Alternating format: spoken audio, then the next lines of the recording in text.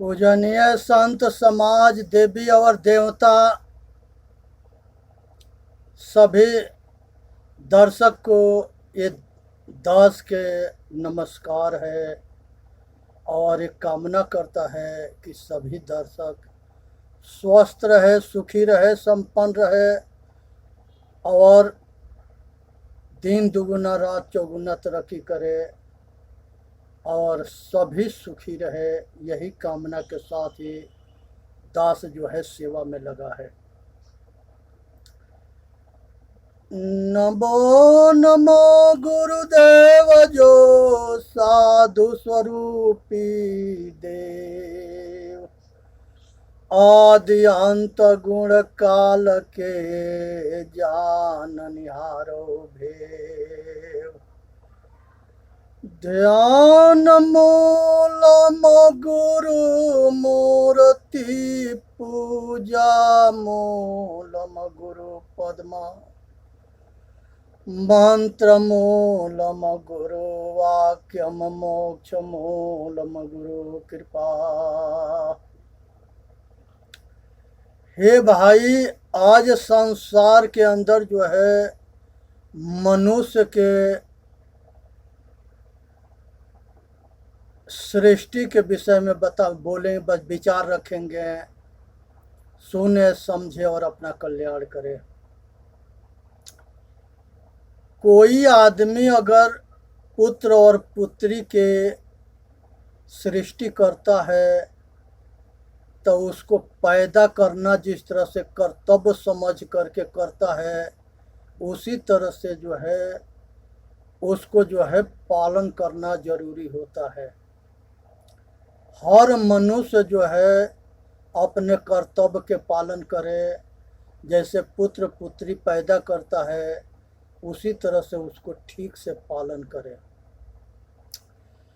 उस पुत्र और पुत्री के प्रति जो है उसको अच्छा संस्कार दें और समय पर भोजन पानी, शुद्ध हवा और उसके सारी सुविधा उपलब्ध कराएं। ये जो है माता पिता के कर्तव्य होता है। किसी तरह के कोई प्रॉब्लम है तो दवा उपलब्ध कराएं और सारी सुख सुविधा उपलब्ध कराएं। सभी पुत्र पुत्री के जो है कर्मठ बनवावें, बुद्धिहीन ना बनावे। कहें कि कर्मठ, कर्मशील, अच्छा शिक्षा, अच्छा आचरण, अच्छा विचार, इस तरह से इसके जो है सारी व्यवस्था अच्छा करें। पुत्र पुत्री जो है अपने बच्चों के जो है सत्य, धर्म और न्याय, धार्मिक प्रवृत्ति के जो है कहानी, भजन, कीर्तन में लगा के रखें और संतों के या सतगुरु के सत्संग में जरूर बच्चों के जोड़ के रखें, क्योंकि हर एक माता पिता के भविष्य वही बच्चे बनते हैं। अगर बच्चे संस्कारी बन गए तो संसार के सारे सुख के दर्शन करा देंगे। अगर बच्चे बेसंस्कारी बन गए तो सारे दुख के दर्शन करा देंगे। इसलिए नौजवान जितने बच्चे हैं वो सब भारत के भविष्य हैं। अपने भविष्य पर पूरा ख्याल रखें। सभी जो है पुत्र पुत्री अपने पुत्र पुत्री को आत्मज्ञान करा देना बहुत जरूरी है और अपने कर्तव्य के जो है जानकारी हो जाना बहुत जरूरी है और वो अपने कर्तव्य और मर्यादा के पालन सभी बच्चे करें, क्योंकि बहुत आस लगा करके माता पिता उसके जन्म, परवस्ती, शिक्षा, पालन पोषण करके एक उम्मीद पर तैयार करता है। उस माता पिता के उम्मीद पर खरा उतरना ये बच्चों के कर्तव्य होता है। जिस तरह से बच्चे के लिए बाप महतारी संसार के सारे हद पार करता है, उसी तरह से बच्चों के कर्तव्य बनता है कि माता पिता के बुढ़ापा में किसी तरह के जो है दिक्कत ना हो, परेशानी ना हो, और औलाद ना रह होने के जो है सारे सुख सुविधा मिले। जितने हर माता पिता के कर्तव्य बनता है कि जब बच्चे पढ़ लिख करके जवान होते हैं तो उनके कला कौशल पर पूरा ध्यान दें, टेक्निकल हैंड बना दें या डिग्री होल्डर बना दें। अच्छी पढ़ाई और अच्छी कला कौशल भविष्य में मनुष्य के सुखी रखता है। इसलिए हमेशा बच्चों के शिक्षा से जोड़े, टेक्निकल हैंड बनावे या डिग्री होल्डर बनावे। आज शिक्षा के कमी की वजह से भारत में इतने पिछड़ापन है और इतने जो है भेदभाव है, ये सब अज्ञानता के कारण है। इसलिए बच्चों के जो है पूरी विद्या मिलनी चाहिए, पूरी ज्ञान मिलना चाहिए, पूरे जो है सतगुरु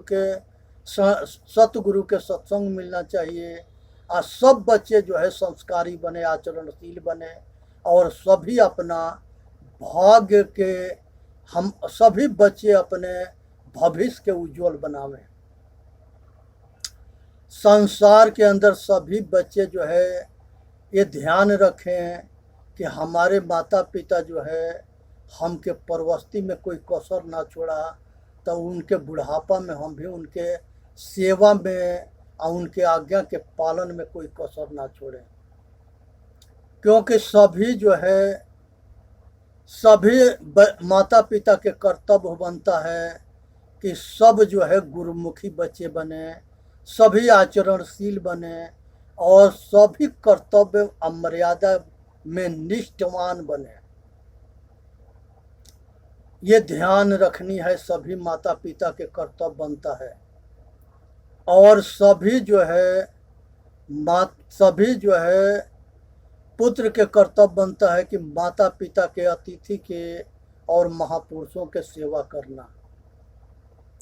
और सभी पुत्र पुत्री के संस्कारी होंगे, और सभी आचरणशील होंगे, सभी रहनीदार होंगे, तो घर में वही घर स्वर्ग होता है, जहाँ पर बुजुर्गों के कद्र हो, इज्जत हो, मर्यादा हो, सेवा हो, और सुख सुविधा सारी उपलब्ध हो। जिस तरह से बचपन में माता पिता बच्चों के एहसान नहीं होने देते, उसी तरह से बच्चों के कर्तव्य बनता है कि बुढ़ापा में माता पिता के किसी कमी के एहसास ना होने पावे। इसलिए सभी जो है ज्ञान के मतलब यही होता है कि बच्चों के जो है पूर्ण समर्थवान बना देना, और बच्चे के कर्तव्य बनता है कि माता पिता के बुढ़ौती को सारे सुख सुविधा से उपलब्ध करके उनके आज्ञा के पालन करना, सेवा करना, ये काम सभी महापुरुषों ने किया है। संसार के अंदर जो है पुत्र पुत्री के कर्तव्य बनता है कि माता पिता के जो है पूरा ख्याल रखे। अगर किसी तरह के कोई बीमारी होती है तो उसके समय पर दवा दें। उनके बुढ़ापा में कमज़ोर होते हैं, किसी तरह की दिक्कत होती है तो उनके सुविधा, उनके जो है सेवा में, इंतजाम में कोई कमी ना होना चाहिए। यही स्वर्ग है। सभी माता पिता के मजबूरी, बीमारी, लाचारपन के महसूस ना हो, इतनी व्यवस्था ठीक ठाक रखें। सभी माता पिता के मर्यादा, सेवा, कर्तव्य के पालन करें। माता पिता के खुश रखना यही स्वर्ग है। और माता पिता के जो है, माता पिता और देवी देवता, माता पिता जो है प्रत्यक्ष देवी देवता है।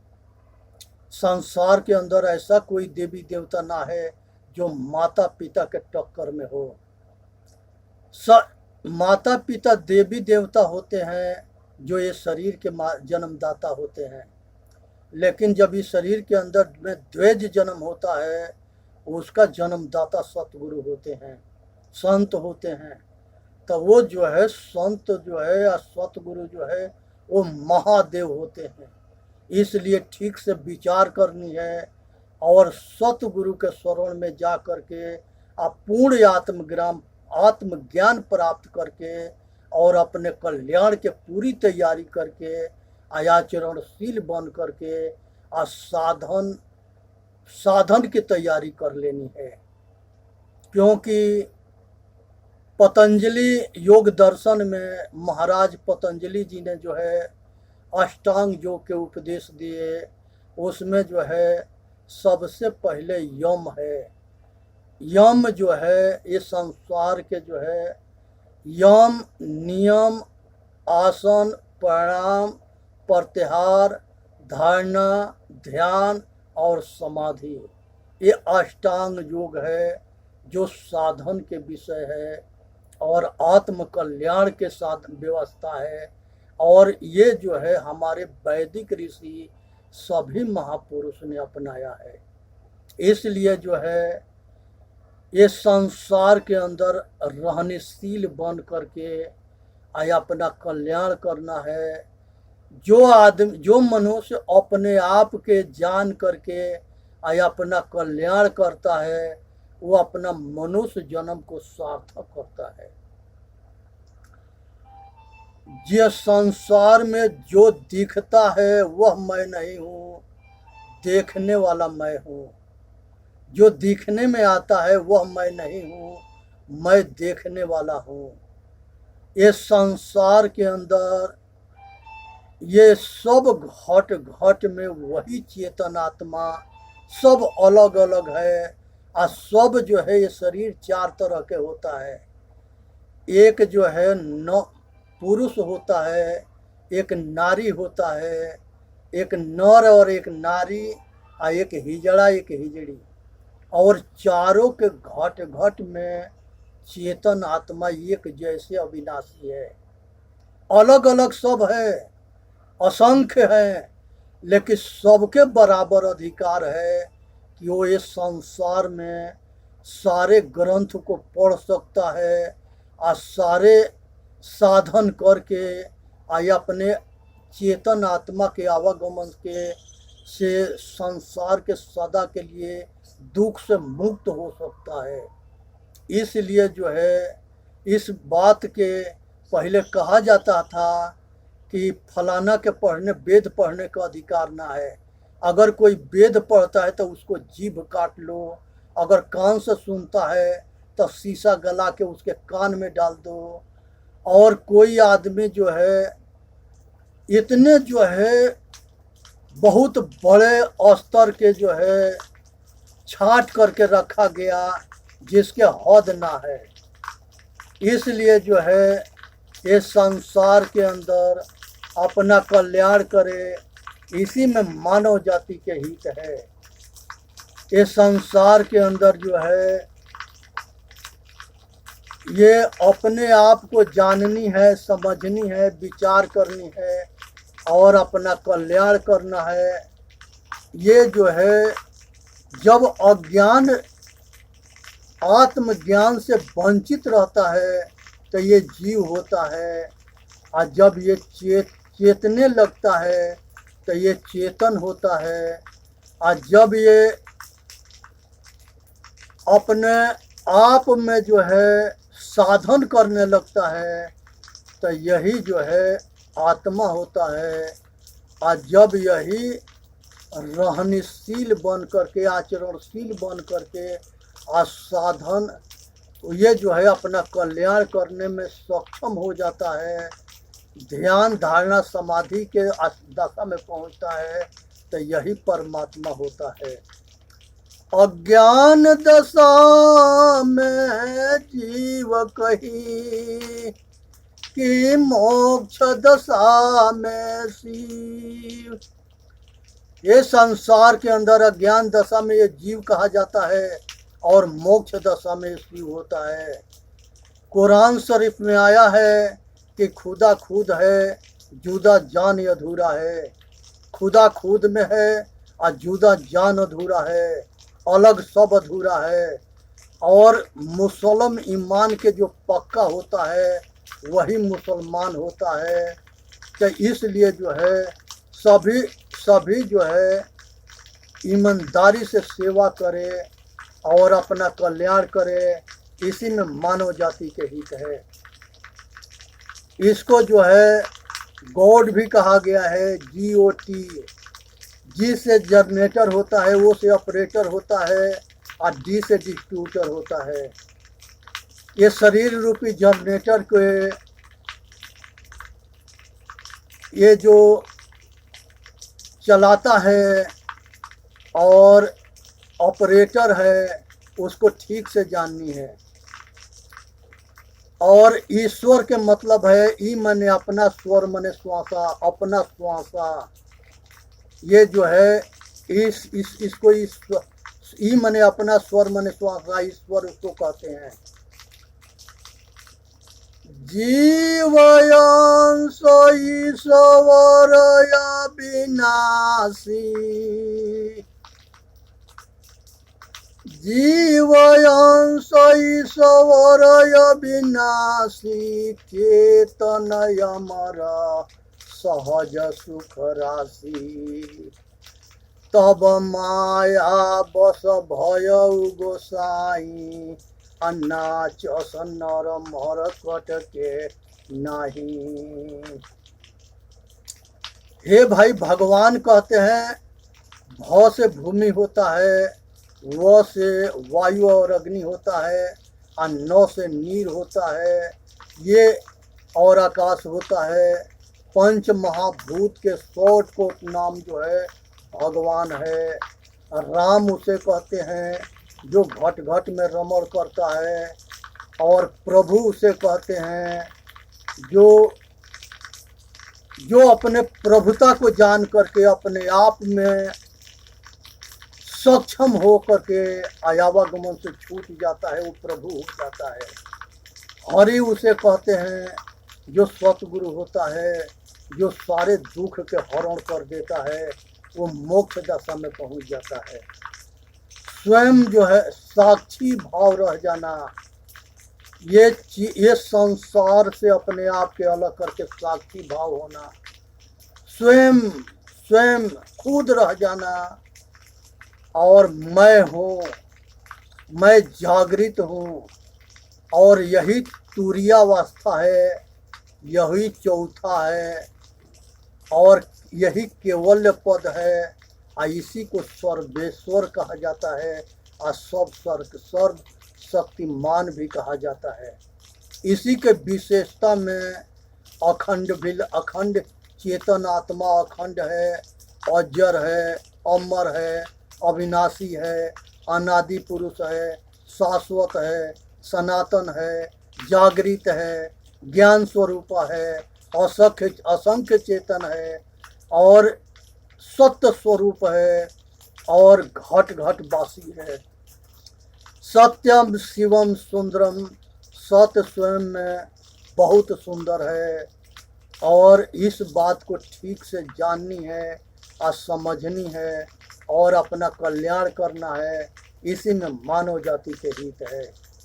इसलिए जो है विचार करें और अपना कल्याण करें, और ये ध्यान रखें कि ये संसार के अंदर मनुष्य जो है सबसे श्रेष्ठ योनि है, और इसी मनुष्य जन्म में संसार के सारे देवी देवता हुए, और सभी देवी देवता के कर्तव्य बनता है कि वो अपना कल्याण करे और दूसरे के भी कल्याण करे। इसी में मानव जाति के हित है, और विचार करनी है। और चेतन जीव दुख मुक्त चैनल पर आ करके अपना कल्याण करे, और अपना जो है ये संसार के सारे दुख से मुक्त हो करके, और ये अपना जो है ऊपर कृपा करके और संसार के गुलामी से मुक्त होकर अपना इतिहास को रचे, और अपना कल्याण करे और समाज के सेवा करे। यही मानव जाति के कर्तव्य है, यही जो है ध्यान रखने की विषय है। बोलिए सतगुरुदेव की जय। साहेब बंदगी, साहेब बंदगी, साहेब बंदगी।